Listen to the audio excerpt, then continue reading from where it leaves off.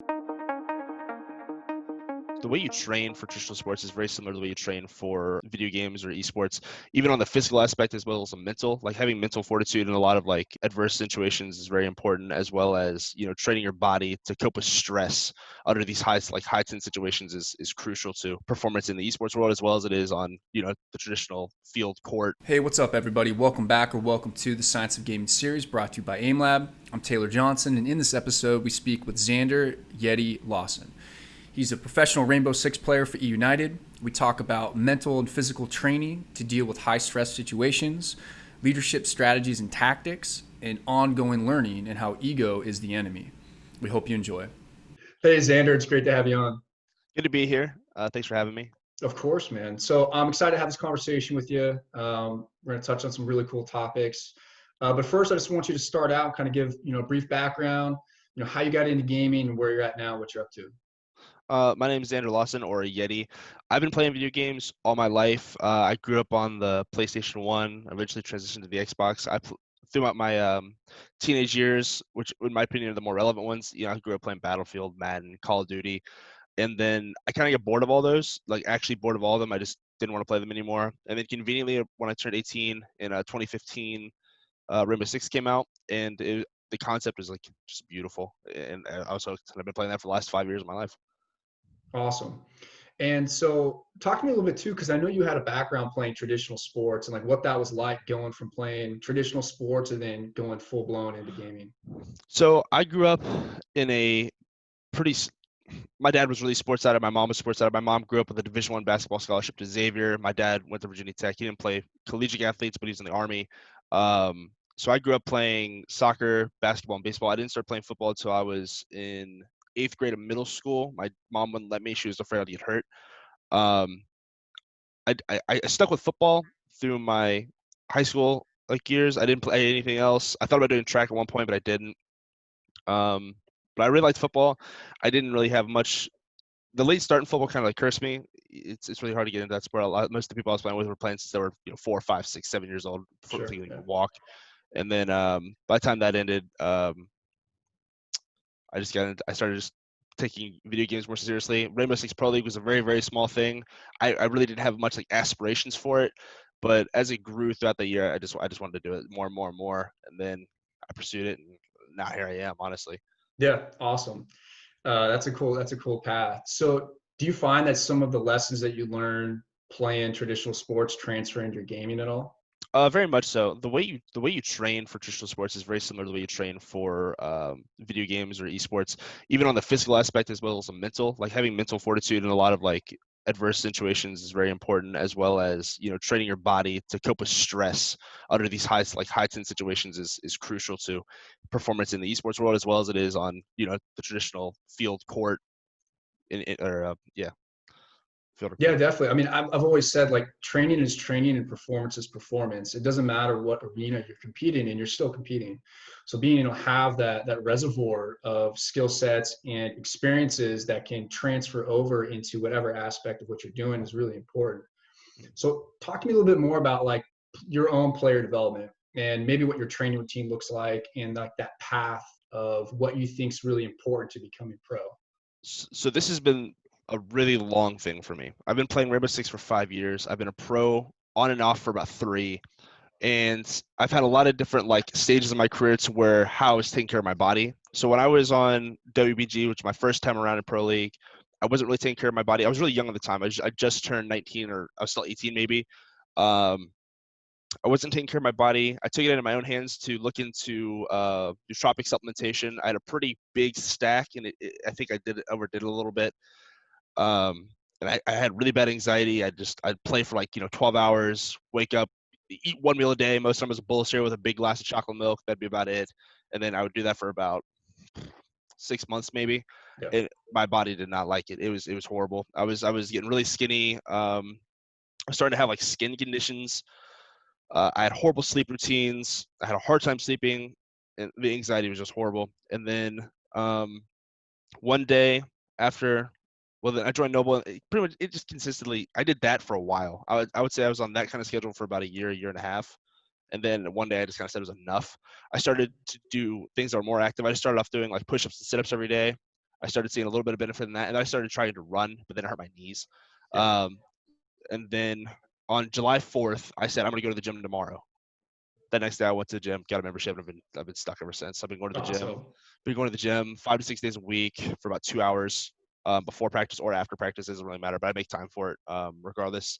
And that's been the most life-changing thing I've ever done this Good for far. you, man. That's awesome to hear. It's always, my background in traditional sports and athletic performance, I've always been a proponent of, the physical training is going to help tie into the cognitive training. And I'm curious, when you either train before or after practice, do you notice a difference in how you're feeling, whether if you do like a primer, like some sort of workout before, or if you do it after? So usually I try to do it after, because if I do it before, I'm usually kind of fatigued for practice, which I can't really do that. I try to stay away from caffeine supplements. I usually drink like a Reign or something on a game day just to get all amped up. Sure. But the overall feeling is a sense of clarity. Yeah. Honestly, like for me, I went to the gym more for the anxiety killing effect, more or less, than the physical appearance. That's just like icing on the cake for me. Yeah. But I've always struggled with anxiety and like overthinking, whereas the gym just kind of like, I feel like it just kind of mellows me out in that sense. I don't have to, like, I just feel much more clear in my mind. My decision making is much more, it's quicker and less hesitant. So for me, it helps that much in game. And then also, at one point with my anxiety, I'd feel really nervous on games. I'd get really, really nervous. But ever since going to the gym, I don't feel that. I feel much more ready and like equipped to take on that task of performing underneath so much pressure. Yeah, no doubt. I mean, I think it also ties back into the point you touched on earlier, which is, you kind of expose yourself to stressful situations. And then in the process of doing that, you build up this reserve. It's like you have this maximum capacity and then an operational capacity. So the more you can increase your maximum capacity, your operational increases proportionally with it. So your wiggle room to be able to move within that range increases as you put yourself under, healthy stressful situations. Obviously, you don't want to go search for negative types of stress, Yeah. but using the gym as a method to, combat that stress is excellent. I find a lot of players, like both sides of it. They'll do a shorter workout on the front end to kind of boost and get blood flow, but it sounds like you're doing more intense, longer workouts. So doing it on the back end is a great way for stress reduction, blow off steam. And also, like, people call it working out, but I consider it more of like a working in, because it's you working with yourself and kind of like working through whatever it is that happened that day and just letting it go. So it sounds like you're doing a really good job taking care of that. Appreciate it. So it's something that I'm glad I started doing for sure. Yeah, it's life changing for sure. Cool. So talk to me. So that's like your training routine, and it sounds like you've got your nutrition dialed in more so from what it was with a bowl of cereal and a glass I of eat chocolate chicken. milk. Well, I used to eat a lot of chickens. Quarantine's complicating a lot of things. I couldn't get my hands on any gym equipment because everything was sold Yeah, out instantly. The gyms in Kentucky should be opening up soon, so fingers crossed. awesome. So talk to me more about like your actual practice, like your in-game practice routine. Like, what does that look like for you, and like what are some things that you either think about taking into practice, or how you kind of work through things after practice? So for us, this practice is all team oriented. So very, very seldomly am I alone. If I do anything alone, I'll do some aim labs training or just like T hunt, which is terrace hunt, which is it's basically you versus about 22 to 32 bots in like a closed server, and you just kind of run around and kill them. So that's like, as far as that's the extent of my individual training plus gym. And then as a team, we'll get on anywhere from 2 p.m. to 6 p.m. start times. So anytime between then, and then we'll scrim, practice, dry run. So we'll dry run, VOD review, or prep for about 2 to 4 hours before any scrim, and then for about another 4 hours we'll scrim. So it's about 8-hour work days. Right now, since the off season, we're starting at 6. We'll start at 6, dry run, and then we'll warm up for about an hour, and then we'll scrim for about 4 hours. Unless we have double scrims a day, and if that's the case, then we'll get on about an hour before, and then we'll scrim for about 8 hours. So Cool. yeah. Yeah, right on. So I got some questions for you that kind of think about, what do you think is the biggest difference between the pro players and like aspiring pros or amateurs that are trying to make it into the pro? That's a really good question. I think it's actually something a lot of us pros think about, because there's so many people that are talented at the games, like so many people that are just God gifted, just talented, have the mechanics, the hand-eye coordination, and reaction time. But the biggest thing is attitude. The ability to take criticism and to receive criticism is probably the most important thing for your career, because you have teammates that are supposed to excel you, and if you don't let them excel you, you're not going to excel. You're just going to fall behind. Yeah. The other thing is work ethic. A lot of times people get an ego really quick. this is actually something our manager said yesterday. It's so easy for someone to like reminisce on the past, or like you get one clip, or one crazy kill, or one thing that you feel that's important to you, and then next thing your head's way above like the sky, and you just lose complete control of what you're doing and what you need to do, and you think you're the best. You don't need the work. And then the last, for team-based like esports like ours, it's really hard to find four other people that are as dedicated as you if you are that dedicated person. It's very hard to find four collective individuals that you mesh well with personality-wise, can take criticism, give criticism, and then like have a similar work ethic, and then have a similar game vision that you can follow. Yeah. So Cool. That was going to be another one of my questions. Like, what is it you're looking for in yourself and teammates? And it sounds like the being open to criticism, the team vision, and then the work ethic are real big ones for you. yeah, the only thing I would add to that is if you're a captain, you need to know to lead, and if you're a player that's not a captain, you need to know how to follow. It's very Yeah. important. That's something Yeah. I've I mean, I noticed. think also too, like, and this kind of ties into taking criticism and being a good leader is also being a good follower too, and knowing Correct. when to follow and have the right, again, going back to that game vision or the game plan of what that is for the players and for your objective, because the objective sets the strategies and tactics, and you have to have everybody involved and dialed in on that plan. Correct. Yeah, for us, our in-game leader call out. He has us read books as a team about we read a book by Ryan Holiday, Ego is the Enemy, and Yeah. then we read another book by Jocko Willink, who's a former Navy SEAL, Yeah. Leadership Tactics and Strategies. Yeah. Both Yeah. great things in both books, and it helps like chisel a game vision and like an understanding of how we all want to operate, and like how we should Awesome. handle certain criticisms and like, certain adverse situations within like your squadron or team. And yeah, they're both really Yeah. helpful. Ryan Holiday is one of my favorite authors.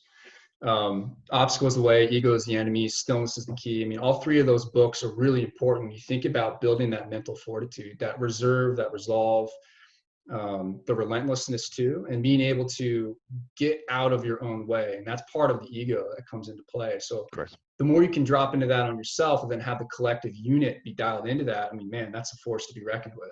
Indeed. So, what are two elements of professional play, or just elements in general, that may be overrated or underrated? So one for each or a couple for each. Underrated, your brain. Like so for me in my esport, the flashiness always gets the limelight, but not as much the thinking or like the thought out plays that lead to these extravagant things, or the brain that's kind of like the support behind the flashiness, I would say. Because you always have like your entry frags that are just like getting all the kills, they look really good, and on the flashy operators that are quick and have the cool stuff. And then you have, hard supports that are doing most of the organization and pushing those guys forward to do what you need them to do. I think that's really underrated. I really think that the brain of the operation is always underrated when you have like, all the flashy stuff in front of it. And then what was the other one you said? Underrated and then Overrated. overrated. I think it'd be kind of what I said with like, as far as like the flashy stuff. It's so blinding. Like it's really easy to look at like some guy getting like 4 or 5 kills, but you don't really think like how does he know these guys are here? And it's just such a team game, and I think the individualism is overrated. So can you say more on that? Yeah, it's more or less like, it's always so easy to pick out one or two individuals from each team and say, oh, they're carrying, oh, they're the reason they're winning. But in reality, it's like if you take any piece of that puzzle away, take away your flex player, take away your support player, they can't succeed. Everyone's as important as each other. It's really just like a shield wall. When one side gives up, the rest fall. They all need to be there. They all need to be standing firm. If anything's weaker, sometimes when one's a little bit weaker than the other that day or something, maybe someone's gonna like pick up your slack, but for the most part, you're expected to go in there just full-fledged. Everyone's doing their job. That's all you have to do is do your job. Yeah. So. Yeah. I mean, I love that. I mean, the whole do your job, and that comes in back with like Jocko Willings, just like owning your responsibility and knowing that you're just a piece of the collective, and being able to be very brutally honest with your after action reviews and like, okay, what went well, what went wrong, what are lessons learned, what are the wins, and like, okay, shelf it and let's move on to the next one. Indeed. So what would be some key advice to give to young players? Maybe like 3 key points for aspiring pros that want to make it into that professional rank. Say okay. So when you get criticism, a lot of times it's really easy to defend yourself. Everyone does it, even at a pro level. Everyone defends themselves at some point. But if you're able to just say okay and take that criticism, you're going to be a lot better on. Because no matter how you try to defend yourself, at the end of the day, you're defending yourself in your actions. It's okay for sometimes to share your perspective on why things happen, but at the end of the day, okay, I understand. I'll work on it. That needs to happen. So in my opinion, that's my best advice to anybody. That didn't work. Cool. Don't So and on that note too, I think like asking questions. Like what I find in some players is actually a lot of people is they have the tendency to not ask questions or have further inquiry of like, okay, like, yes, okay, what did you see that I didn't? Like, so kind of being vulnerable to being like, okay, what am I missing here? Mm-hmm. Because it's one thing to take criticism, constructive criticism, and be like, okay, got it. And then it's another to be like, then start working through the different pieces of that puzzle. Like, okay, well, what did I miss or what am I not seeing? And I think this goes back to what it sounds like you guys just dialed in is just the collective unit of understanding people's blind spots. And I think that comes with building the relationships and the work ethic and the continuity of the team itself, because you can start to open yourself up to and say, okay, hey, Xander, like, you give me some good feedback. What else am I missing? Because I may be blind to it. And then I can then put that in my mental notebook so that moving forward, I don't make that same mistake. Yeah. Cool. Anything else you'd give? I mean, that's a great piece of advice. If you want to leave it at that, that's solid.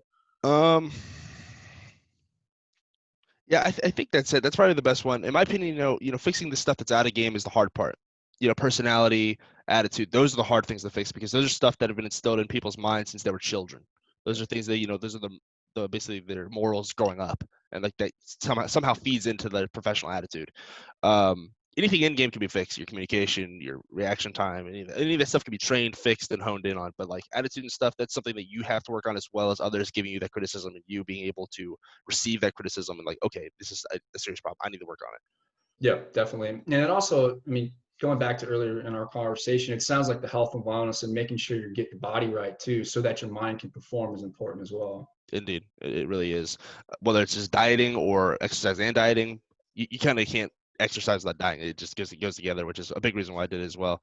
You see a lot of chicken.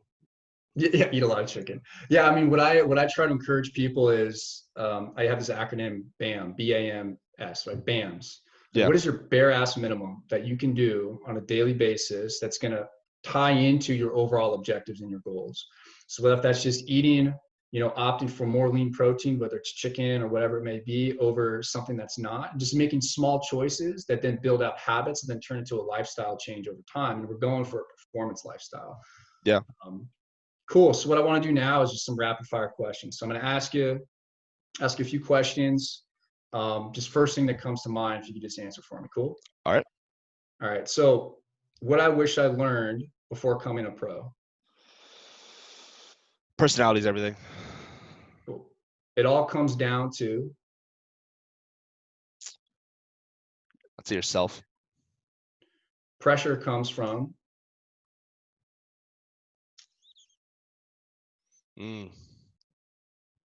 Not being as prepared as you should. Preparation. Success looks like. Still just another day. Cool, man. Right on. Well, hey, Xander, I appreciate you coming on, man. It's been a blast. Do you want any shout outs? Where can we find you on social media? Find more about you, what you're doing? I just want to shout out to United. They hooked us up, this interview and everything. So, and they're always excelling us to grow our brand and share insight with what we do as pro players. So I really appreciate them and all they do for us. And I shout out to my teammates. They're the GOATs. I love all of them, and they help me get better day in and day out. So awesome. Where can we find you on social media? You can find me on Twitter at Yeti R6 with 2 I's, YETII R6, and Twitch at Yeti with 2 I's, YETII. Awesome. Thanks, brother. I appreciate you. No problem. Thank you. Hey, everybody. Hope you enjoyed that episode with Yeti. I had a great time jamming out with him on all those topics. Be sure to check out his links for social media and check out aimlab.gg to check out previous episodes and our blog.